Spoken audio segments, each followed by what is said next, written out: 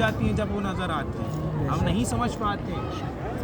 تو بے شک ہر لمحہ لمحہ ہمارے ساتھ امام یہاں پہ بھی بیٹھے ہوئے، یہ تو مسجد آپ جانتے ہیں اس کا کیا مطلب ہے، بیان کرنے کی ضرورت نہیں ہے۔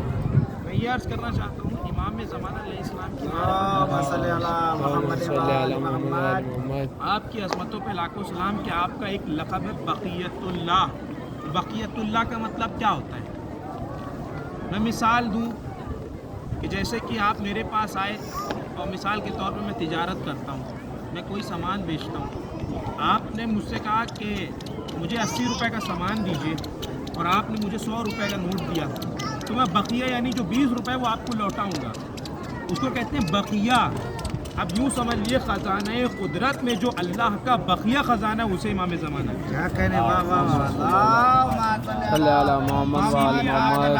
بقیت اللہ، بقیت اللہ، اس لیے آپ کو کہتے ہیں کہ اللہ کہہ رہا ہے کہ ہمارے خزانے قدرت میں جو بقیہ خزانہ وہ حجت ہے، وہ امام زمانہ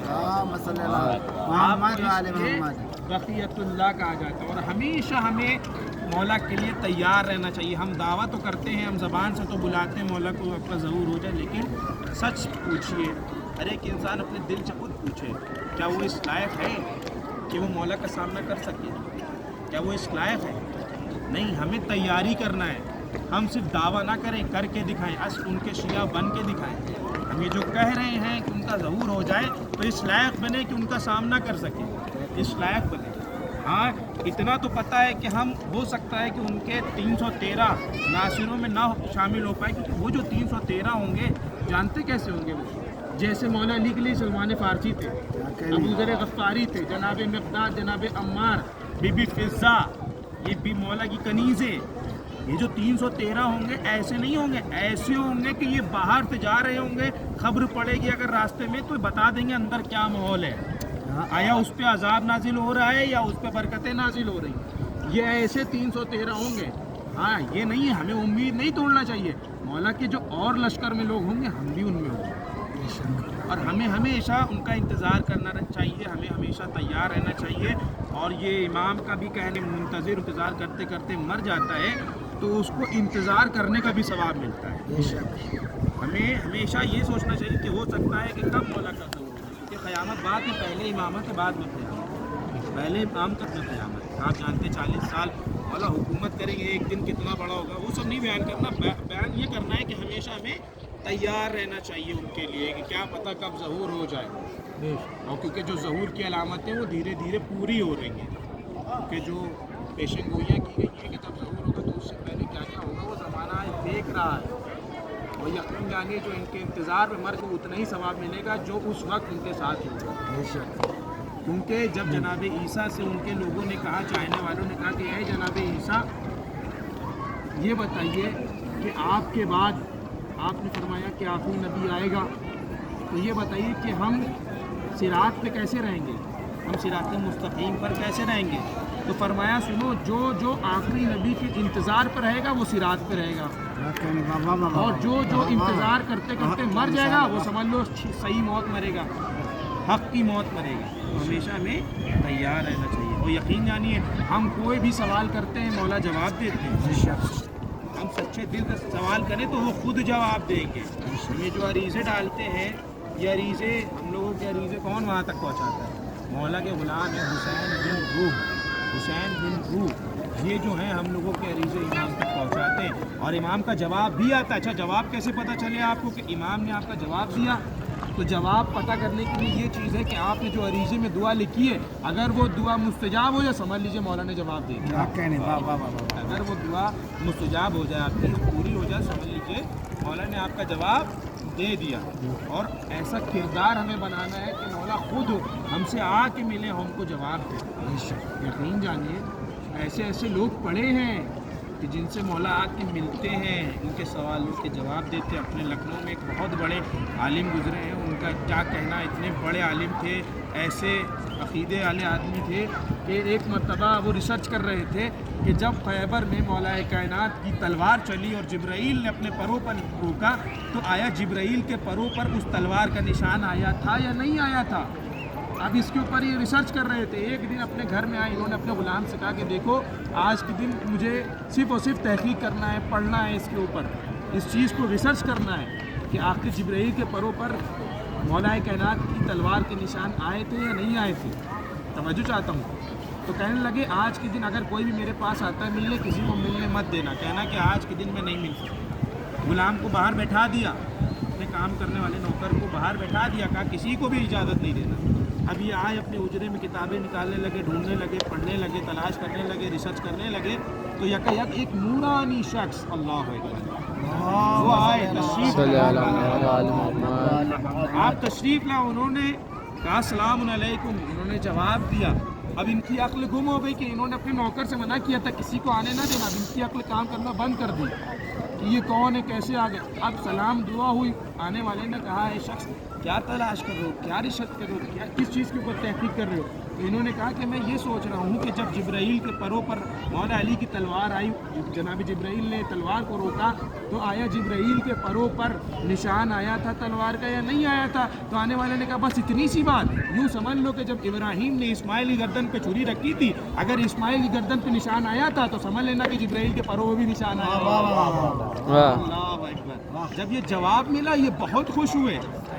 کچھ دیر بعد وہ ہستی جو آئی تھی وہ اپنے آپ غائب ہو گئی. اب انہیں کچھ سمجھ میں نہیں آیا, ان کی آنکھوں سے اوجھل ہو گئے وہ. اب یہ باہر آئے اپنے غلام سے, انہوں نے کہا کہ میں نے دیکھو منع کیا تھا نا کسی کو آنے مت دینا, تم نے کیسے اندر آنے دیا. کہا کہ میں آپ کی قسم کھا کے کہتا ہوں, میں جب سے یہیں بیٹھا ہوں جو آتا ہے میں اسے واپس بھیج دیتا ہوں, میں نے تو کسی کو آنے ہی نہیں دیا.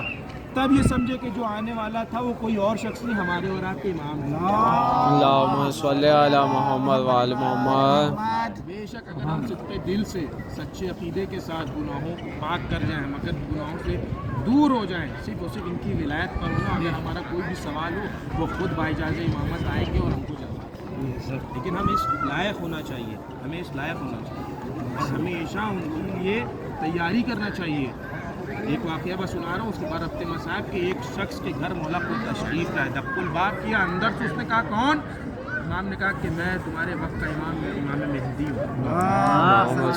محمد والے محمد. تو اس کو تھوڑا سا تعجب ہوا, ارے کیا پتہ میرا وہم ہے, میں نے سننے میں کچھ غلطی تو نہیں کر دی.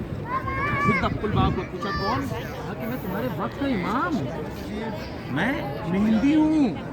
اب جیسے ہی اس کو دوبارہ یہ سنائی دیا یہ ہڑبڑا گیا. کوئی بھی ہو آپ سوچیے, کوئی بھی کیا ہوگا اس کے ساتھ, اس کا دماغ کام نہیں کرے گا, پھر دل کی دھڑکنیں جیسے کہ تھم جائیں گی.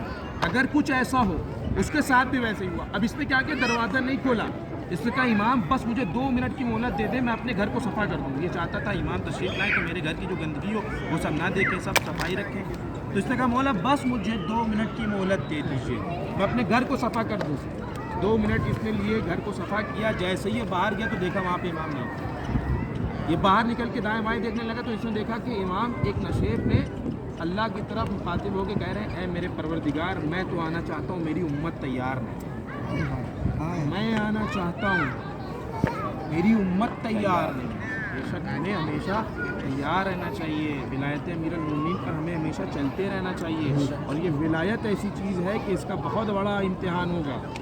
جب امام کا ظہور ہوگا نا, امام کا مسلح پانی بچھے گا تو بہت سے صف میں کھڑے ہوں گے, لیکن ان میں سے بھی مولا دیکھیں گے کہ جس کے دل میں علی ہوگا صرف اس کی عبادت کو قبول کریں گے, ورنہ گردنوں کی تلواریں چلیں گی. حتیٰ کہ امتحان تو ایسے تک کے لیے جائیں گے کہ یہ منحوس خدا کی لعنت ہوئی ان کے اوپر جو رسول اللہ کے دائیں بائیں لیٹے ہیں, ان لوگوں کی قبروں سے ان کو محشور کیا جائے گا, نکالا جائے گا, اور ان کی لاشوں کو سوکھے درختوں پر ٹانگا جائے گا. اور جیسے ہی لاشوں کو ٹانگیں گے وہ درخت ہرے بھرے ہو جائیں گے. اب بہت سے لوگ ہوں گے یہ سوچنے لگیں گے ہم نے تو ان کو زندگی بھر لعنتیں کری ہے اور یہ ان کے ساتھ ایسا کیا ہوا. تو نہیں, یہ امتحان ہوگا, عقیدوں کو چیک کیا جائے گا کہ ذرا سے لمحے کے لیے بھی ان لوگ کی محبت تو نہیں آ گئی دل میں. اگرچہ ایسا کچھ ہوگا تو فوراً مولا یہ حکم دیں گے ان سب کی گردنوں کو کاٹ دو. تو ہمیشہ ہمیں ان سے وابستہ رہنا ہے اور ہمیشہ زندگی بھر ان کے دشمنوں سے اظہار بیزاری کرنا. کبھی بھی اتنی لمحے بھر کے لیے رتی دانے کے برابر بھی, رائے کے دانے کے برابر بھی ہمیں ان کے لیے محبت نہیں لانا. اور امام کو کیا کہتے ہیں, منتخب حسین. بس آخری بات ہفتے مصاحب, منتقم خون حسین امام کو کیوں کہتے ہیں؟ جناب مختار ابن ابو عبید ثقفی نے بھی مولا حسین کے دشمنوں سے انتقام لیا، لیکن ان کو منتقم خون حسین نہیں کہتے۔ آپ کو کیوں کہتے ہیں منتقم خون حسین؟ کیونکہ امام آ کے بدلہ لیں گے۔ اچھا، صرف امام پہ کیوں رکھا گیا کہ بدلہ امام لیں گے؟ بھائی چوتھے امام بھی لے سکتے تھے بدلہ، ان کے بعد پانچویں امام بھی بدلہ لے سکتے تھے، چھٹے امام بھی بدلہ لے سکتے تھے، ساتویں امام بھی بدلہ لے سکتے تھے، حتیٰ کہ 11ویں امام بھی بدلہ لے سکتے تھے، لیکن یہ جو انتقام رکھا گیا وہ 12ویں امام پہ کیوں رکھا گیا؟ کیونکہ اگرچہ جناب چوتھے امام اپنے بابا کا انتقام لیتے تو صرف موجودہ دشمنوں سے انتقام لیتے، بعد آنے والی گندی نسلوں کے بارے میں کون بتاتا؟ ان سے انتقام کون لیتا؟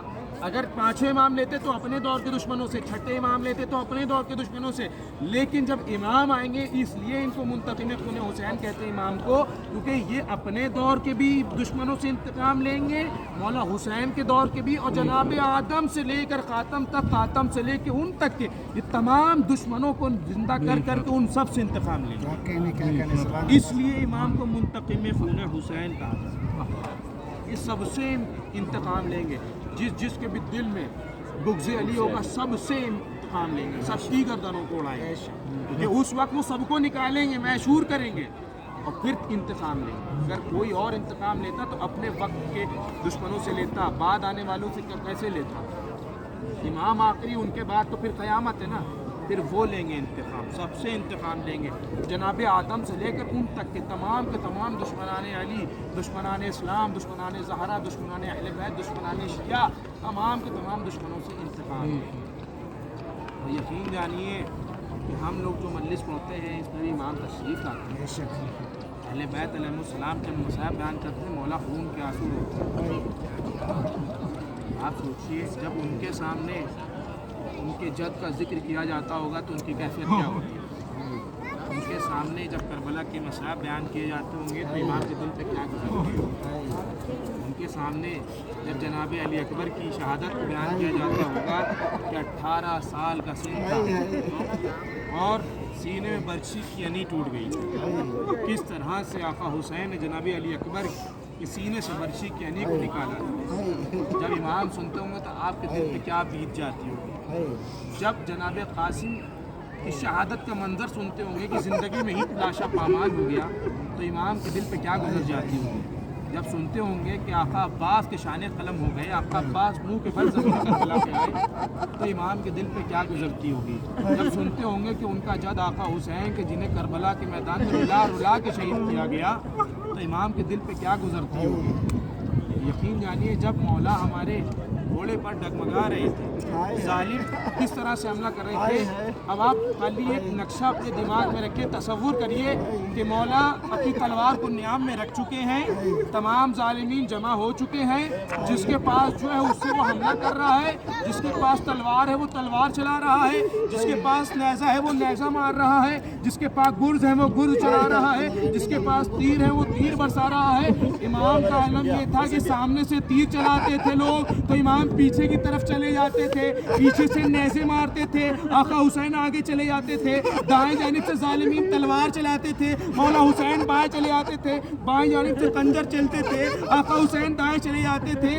تصور کریں کہ آقا حسین پہ کیا بیت رہی ہوگی، کس طرح سے چاروں طرف سے حملے ہو رہے ہوں گے، حتیٰ کہ یہ ملتا ہے کہ جس کے پاس کچھ نہیں تھا وہ جھولی میں پتھر بھر بھر کر حسین پر مار رہا تھا، جس کے پاس پتھر نہیں تھا وہ کربلا کی جلتی ہوئی راکھ حسین کے زخموں پہ چڑھ رہا تھا۔ امام حسین جب گھوڑے پر سنبھل نہ سکے، زمین کربلا تشریف لانے لگے تو ہمارے اور آپ کے وقت کے امام کا کہنا ہے کہ میرا لاکھوں سلام اس کربلا کے شہید پر، جب وہ گھوڑے سے زمین پر آ رہا تھا تو وہ نہ زین پر تھا نہ زمین پر تھا بلکہ تیروں پہ معلق تھا۔ آپ تصور کریے کہ مولا حسین نے اپنے آپ کو کس طرح سے تیروں کے اس پار سے اس پار کیا ہوگا، کس طرح سے سجدہ کیا ہوگا۔ روایت میں ملتا ہے ایک تیر تو آپ کی پیشانی پہ لگا تھا، کیسے سجدہ کیا ہوگا۔ شمر لین کن کنجر لے کر آیا، بلکہ اس کنجر کو کند کیا، اور اس نے امام حسین کا سر تن سے جدا کیا، فرات کا پانی نیزے اچھلنے لگا، سیاہ آندیاں چلنے لگی، کسی منادی نے ندا دیا لا قتل الحسین بکربلا ولا ذبح الحسین وسيعلم الذين ظلموا أي منقلب وتقبل منا إنك أنت السميع إنا لله وإنا إليه راجعون وزن بقضائه وتسليم اليمين پروردگار عالم اس مختصر سے عمل کو قبول فرما اس صدقے میں جتنے بھی حاضرین مجلس اور جہاں جہاں مشران اقتدار ان سب کے لیے علی ابن الحسین وعلى اولاد الحسین السلام علیکم یا شہیدان کربلا، السلام علیکم یا اسیران کربلا، السلام علیکم ورحمۃ اللہ وبرکاتہ، السلام علیکم یا مولانا یا غریب الوطن اللهم كل وليك الحجة الحسن صلواتك عليه وعلى آبائه في هذه الساعة وفي كل ساعة وليا وحافظا وقائدا وناصرا ودليلا وعينا حتى تسكنه أرضا سبعا وتمتعه فيها تميلا برحمتك يا أرحم الراحمين اللهم عجل ما سمعت اللهم صل على محمد